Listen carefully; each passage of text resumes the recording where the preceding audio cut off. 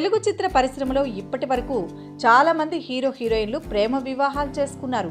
ఇప్పుడు వారి బాటలోనే నాగ చైతన్య సమంతలు చేరారు. దాదాపు తెలుగులో అగ్ర హీరోలందరి సరసన హీరోయిన్గా నటించింది సమంత, ఒక్క రామ్ చరణ్తో తప్ప. అయితే ప్రస్తుతం చైతుతో పీకల్లోతు ప్రేమలో ఉన్న ఈ అమ్మడు జనతా గ్యారేజ్ తర్వాత ఏ సినిమాలు ఒప్పుకోలేదని సమాచారం. దీనికి కారణం వచ్చే ఏడాది చైతు సమంతను వివాహం చేసుకోవడమే.